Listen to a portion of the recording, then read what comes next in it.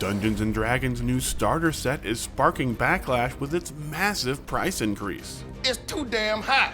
Before we dive into what could be the latest botched product launch in the shaky rollout of D&D's 2024 rule set, why not take a second to hit those like and subscribe buttons to help us keep videos like this one coming. And then, let's talk some D&D. Dungeons & Dragons has been promoting their upcoming new starter set, Heroes of the Borderlands, since way back in their 2024 D&D Direct presentation, talking about how it would be an adaptation of the classic Keep on the Borderlands adventure from the extremely early days of Dungeons & Dragons, and how they were trying to include more content than ever in the new starter set. Now all that said, this week we finally got a look at the price of that new starter set, and most fans were stunned to find out it would cost about 3 times as much as the previous starter set did, coming in at an eye-watering $50. So why did D&D triple the price on what is supposed to be an easy introductory product to their own TTRPG? And what does this mean for the future of the 2024 rule set? Let's break it down.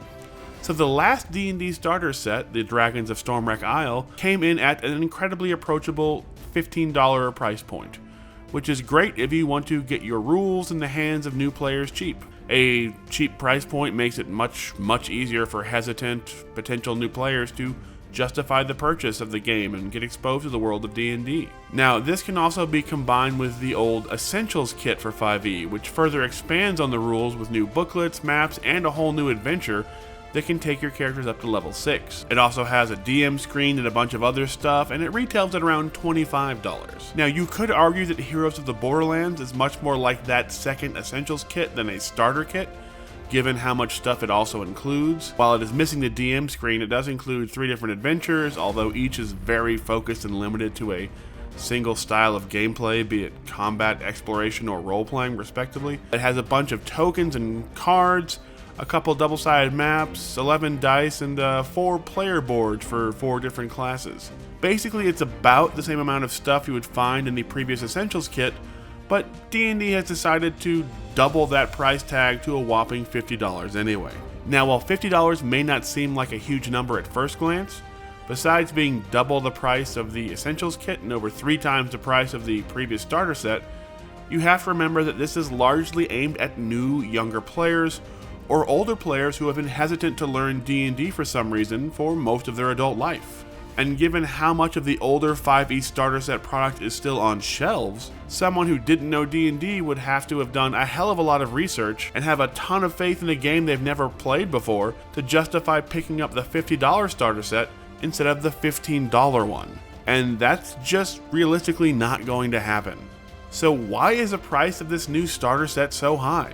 Well, unlike a lot of D&D and Wizards of the Coast products, the new starter set was made in China, which has been hit with some massive tariffs that have raised the price on importing those sets back to the States by quite a lot. And it feels like to try and justify those new prices, D&D just threw in some superfluous cheap cardboard add-ons to try and justify the price by showing off how many components the set comes with.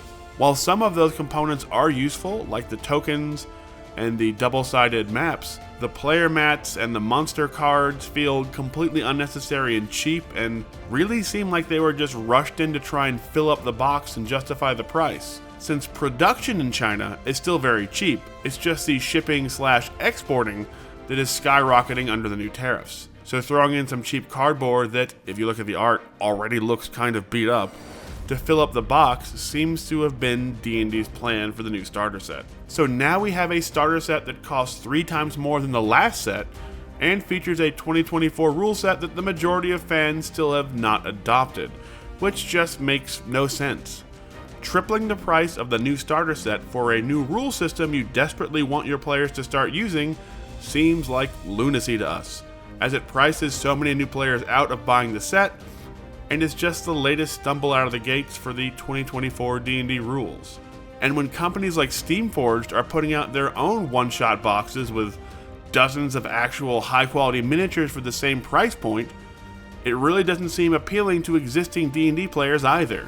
So will anyone be picking up the new starter set if existing players have better options at the same price and new players have much cheaper options? Somehow D&D seems to think they will, but we'll have to wait until the middle of September to find out for sure if they're right or if this is just another stumble in the 2024 rollout. So what do you think? Are you willing to pay $50 for D&D's new starter set? Let us know down in the comments, and don't forget to hit those like and subscribe buttons.